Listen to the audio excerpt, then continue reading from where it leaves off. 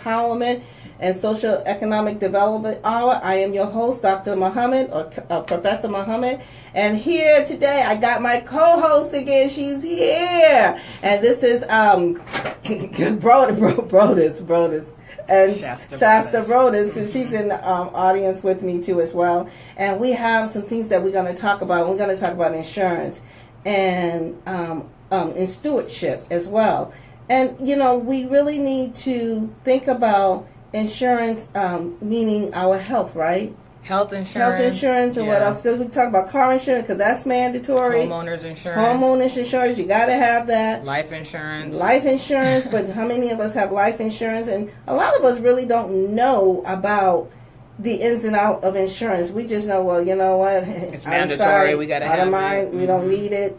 You know, if I die, people do a car wash, you know. That too. And get my money up and things like that. But it's a lot of things that goes on. And even though we don't want to talk about death and our death and demise, we really need to start talking about how we can plan for the future so we don't become a burden on other people.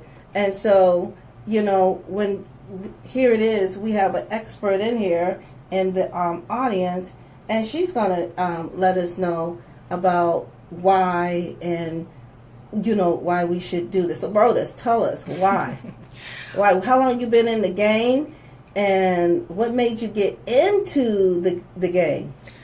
So actually, I started my insurance path actually coming out of high school. I first got my medical administrative insurance specialist certificate from Merritt College. If anybody remembers Merritt College, they're basically like a technical school. Uh-huh. And so when I got my certificate there, I started off with prior authorizations and referrals. Mm-hmm. So I was basically dealing with health insurance at that point, making sure that people's insurance would cover, certain procedures and tests that the doctors want to run for you. Mm-hmm. So that was my first introduction into insurance, and it just became like a gradual progression. I ended up getting licensed to do auto and home insurance, and so I learned about, auto and home insurance. How long you been in the game? So, insurance industry now has been over 10 years. Wow. And I got my life and health license 4 years ago now. Mm-hmm. So I've been mostly focusing on life insurance just because I see that that's a understated, right, product. So are you independent? Mm-hmm. Yeah, I'm independent. I actually started off with Northwestern Mutual. Uh-huh. They're a pretty big firm. Right. And I've just always been an entrepreneurial spirit. Right. And so once I found out that I was still considered, an employee, when you're only with one company, you're still captive. You can only work for them. Wow. Mm-hmm. And I realized that I needed to have more companies to better serve my clients. So, Brodus, tell us a little bit about... is it a lucrative field? Financial services is a very lucrative field, actually. It's one of the highest paying fields in here. So outside of healthcare, technology, financial services, and then also travel is becoming a big field too. Well, okay. So my sister, let everyone know, because to be honest, a lot of us don't know about the importance of having insurance, especially life insurance, and there's different types of insurance, and they're talking about the premiums and all other kinds of things that go with it, and especially our community, we don't know. So Shasta, what is it that, why do we, I know we should need it, but it's more of a second thought than it is a priority. Mm-hmm. And I know we got to get out that mindset that this should be a priority, like your insurance on your car. And that's right. It's a priority, but I think the reason why it's a priority because the government forced us to do it. That's right. It's mandated. But we should mandate to have some type of, especially life insurance and health insurance on ourselves. So please tell us a little bit about the industry and, watch out for the scam, because there's a lot of scams, because I was looking online and I saw get everything's a scam. Insurance. Wait, everything's a scam. Your job could be considered a scam. That's true. And that's true. And so, people should be cautious when you go and look for a job. Don't look for those jobs that, commission only, because basically those are a lot of scams. And I got into a lot of those things too. Mm-hmm. You're only making money for that person, not for yourself. Mm-hmm. And I was researching about insurance, and I was saying that don't get things that say, long-term disability. You should never do long-term care. No, yeah, is that true? Mm-hmm. So tell us about it. So, first of all, our community, insurance is a new concept to our community. There's been movies, and there's been, history's been documented that we weren't even allowed to have life insurance, right? For a certain amount of time. And so when we were able to get life insurance, it was mostly just burial insurance. And so you still hear a lot of people just saying, I just need burial insurance, I just need enough to put me in the ground type deal. Exactly. And what they're realizing, what they're doing is they're actually, setting their family up, for failure, essentially, because insurance is a way to create generational wealth. Mm-hmm. And that's one of the ways, yes. I didn't know that. Yes, it is. Oh, yeah, because when you die, you can leave your family a fortune. That's right. And so trying to just educate, trying to turn it into something where as soon as you turn 16, everybody's so excited to go get a car. Right. That's one of the first things people think about. Exactly. But in that car, a lot of people die. That's one of the highest, death rates is driving. Mm-hmm. But nobody thinks that they should have life insurance before they go get a driver's license. Right. And I think that that's odd. Mm-hmm. Just after being in the industry, I just feel like it's odd that we rather put our kids in a vehicle where they could die at any moment. Right. And they don't even have life insurance. Right. And so my duty, I'm on a crusade, like you mentioned earlier, I'm a steward, and I feel it's my duty to let people know that we need to protect and secure, because that's the only way that we can ensure financial stability for our families. Mm-hmm. Exactly. Mm-hmm. And especially to get us out of that poverty, generational poverty, that even if we have insurance and we have that policy, and if we die, we leave our children with something. Then we got to teach them how to use that money, not spend it on like a brand new car and shopping spree. Well, my mother died and she left me this fortune, and next you know you're broke again. That's right. And you're not doing anything. So we got these generational curses. Curses, and we got to break these curses. So explain some of the things about life insurance. Tell us the difference about life insurance, because there's so many different policies. Mm-hmm. What are some of the policies that you recommend, and why you recommend it, and what kind of policies to stay away from? So, the thing about insurance is that it's conceptual, and that's why you have to get buy-in from people, because it's a concept. Mm-hmm. It's basically providing peace of mind. And so, just to give you guys an understanding of what insurance is, it's a contract. It's an indemnity, and to be indemnified means to be put back whole. Mm-hmm. So that's the reason why, when you have car insurance, you don't own the car. Right. The company makes you have car insurance, because if something happens to that car, you need to be able to pay it. Right. Be able to pay for it, essentially. And so that's essentially what life insurance is. Life insurance is income protection. Right. So if somebody in your family were to pass away, they're a breadwinner, they're someone that supports their family, to indemnify that family and make them back whole, as if nobody, as if they're no longer here. Now, what's the policy of it? Because I remember when I was in my 40s, I got a life insurance, and my life insurance was like $12 a month. Mm-hmm. But as I started getting older, my life insurance policy started going up. And I'm like, wait a minute. Now the older I get, now it's going to be more money? That's right. I'm like, oh my God, because now I'm more of a higher risk. That's right. Well, that kind of sucks. Excuse me. Yeah, no. Because explain to me why that happens, because and everyone think, well, I'm not planning to die. And I'm like, not planning to, but we know it's going to happen. It's going to happen, but I was paying at like $12 a month. And I was like, cool, I don't even miss it. Right. But as soon as I started hitting my 40s, all of a sudden that $12 started turning into $24 a month. And I'm like, I don't know, maybe I should do AARP. Right. So that's the thing. So back to insurance being a concept. Right. Insurance basically is based on risk factors, a risk profile.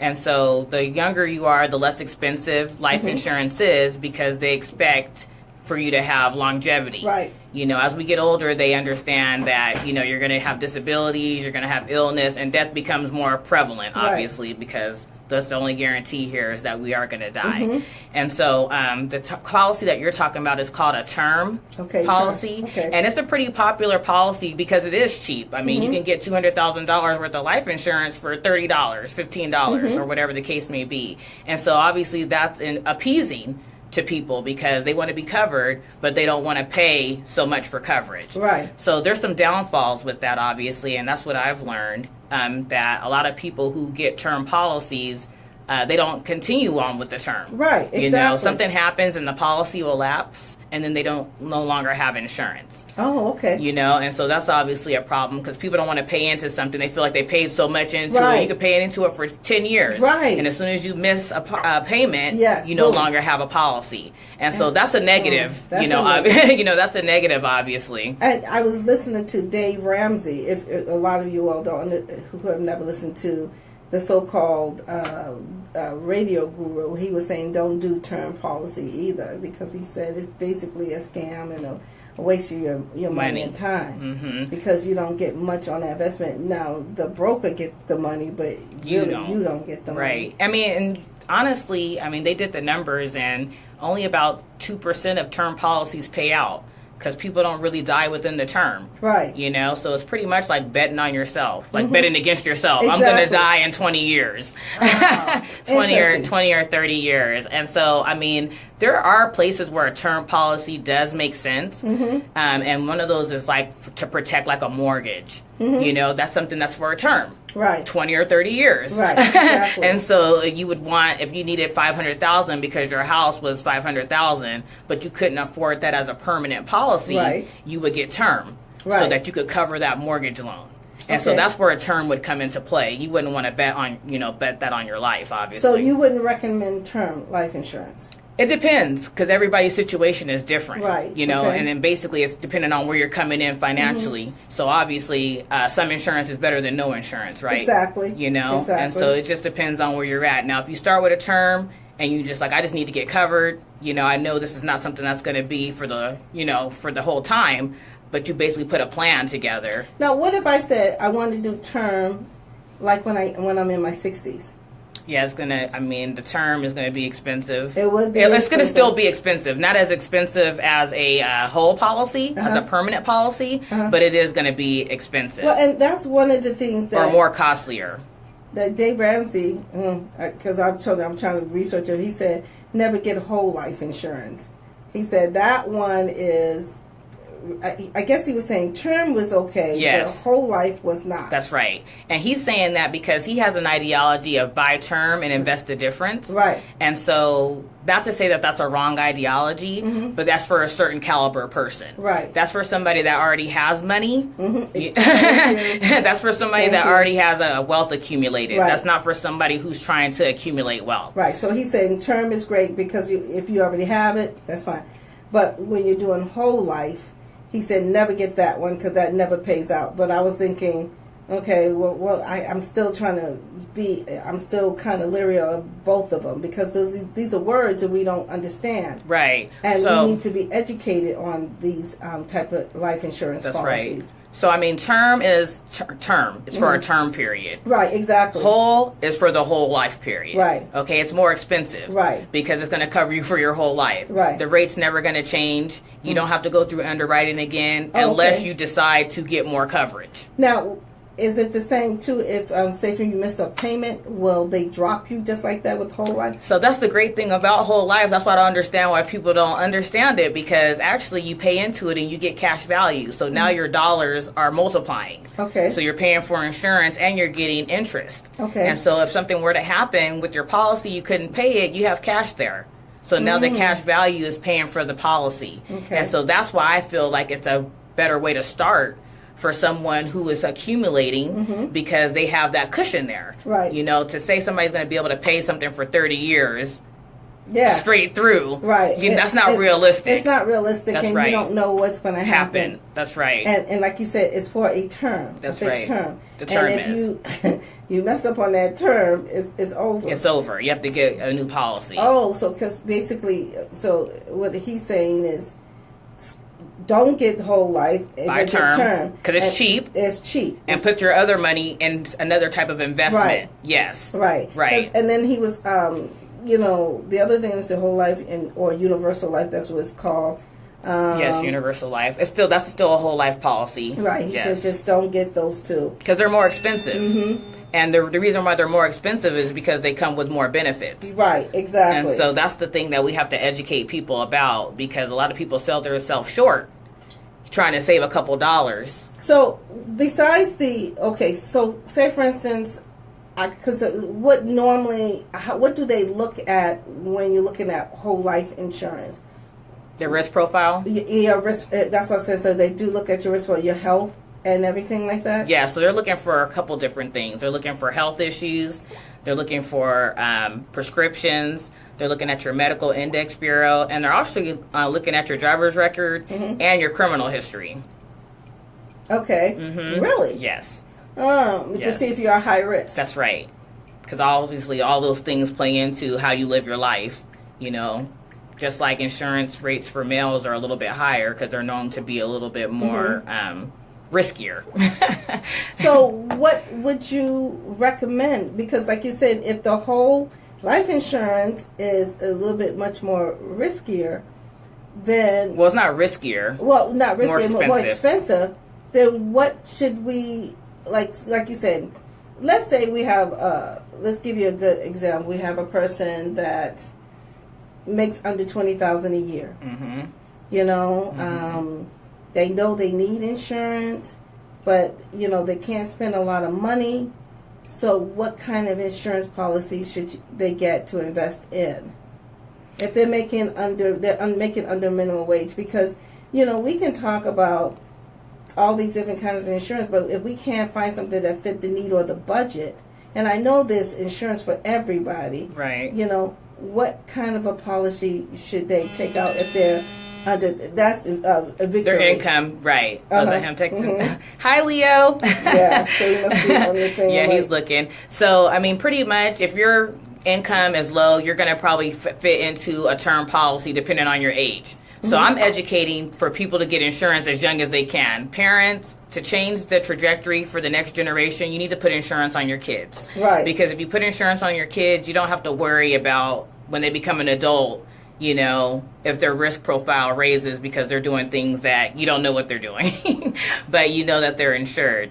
So I just tell people to, obviously stick within your budget. Right. Depending on what your debt ratio is, it's right. depending on how much insurance you need, And so we need to buy what we can afford, but we need to put a plan together where we need to increase our income. Exactly. So, but in the meantime, is there any kind of policies that can be something small that people can get in just to get them started? Right. So you can get a whole life policy for $10,000. Right. You can get a whole life policy for $25,000. Right. Okay, so you can get those. You can get those. And it should be affordable in the budget because, as I always tell everyone, you know what? You have to set your priorities straight. Is McDonald's worth more than your life and things like that? That's right. Taking children out, because we have money, and especially in the black community. We spend about $1.3 trillion on just whatever.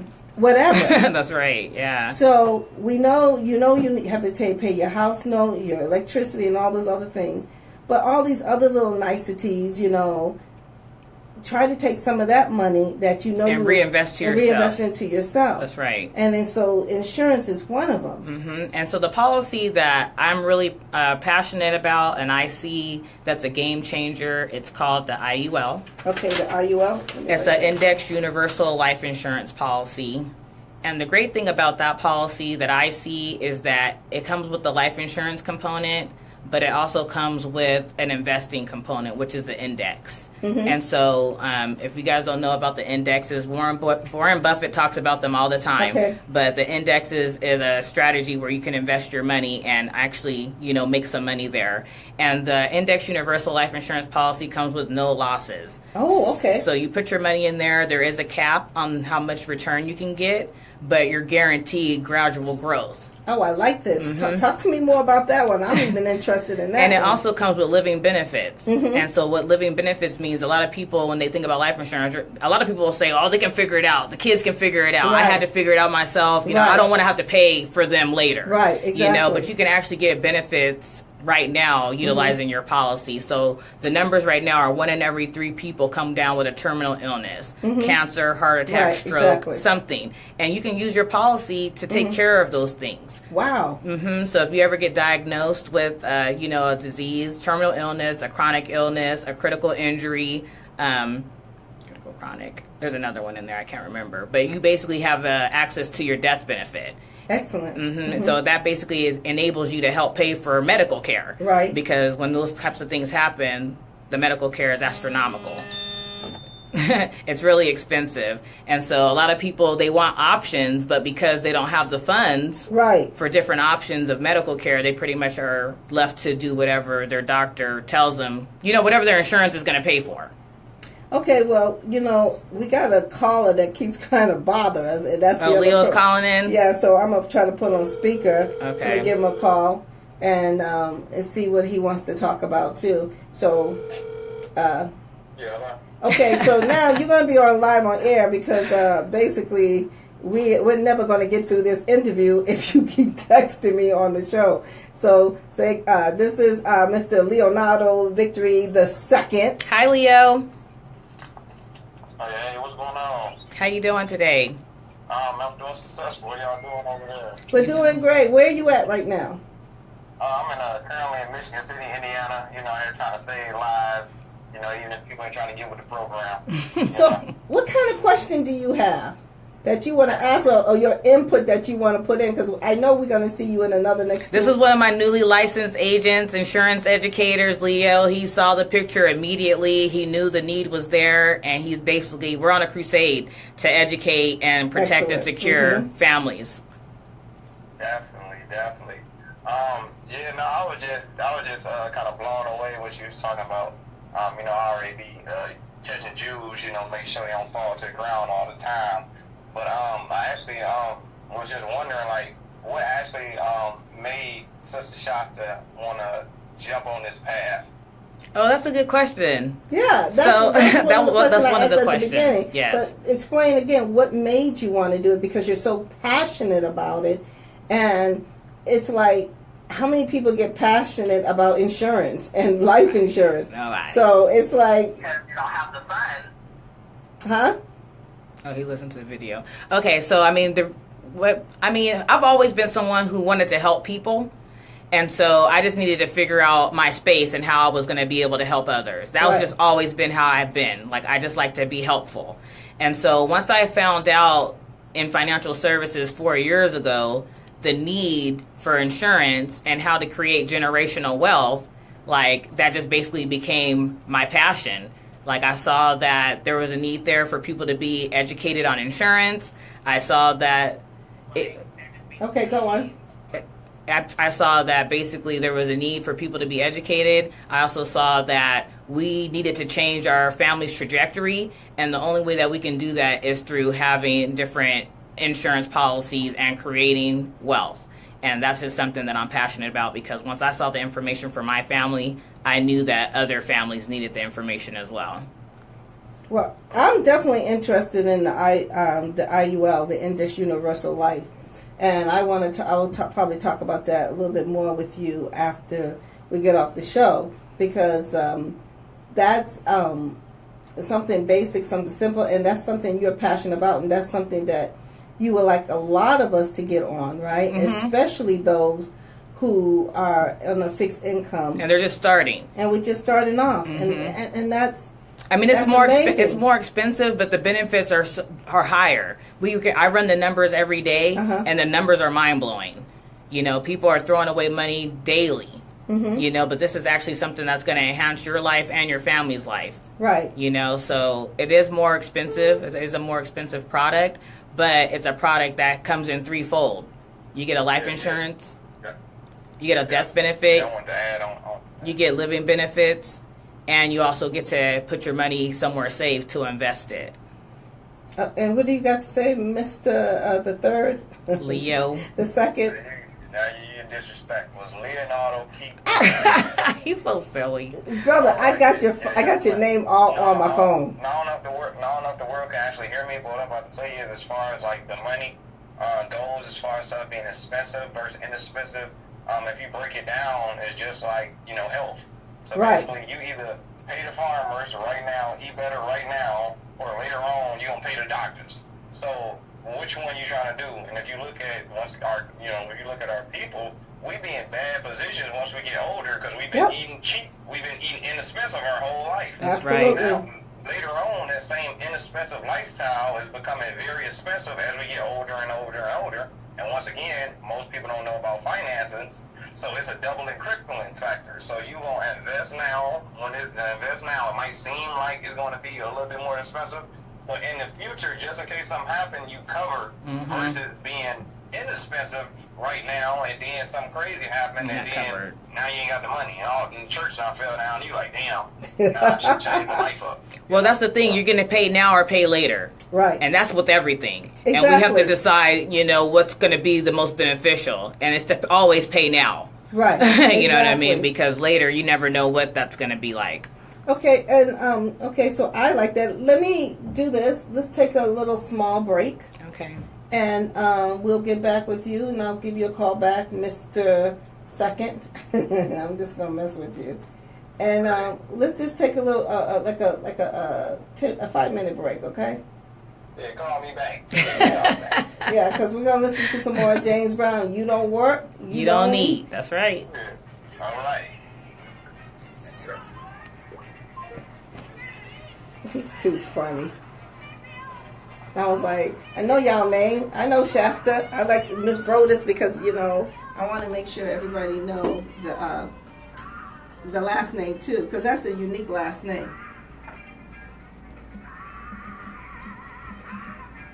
Now, you know, this I'm looking at you on here. Yes. And it's always a delay.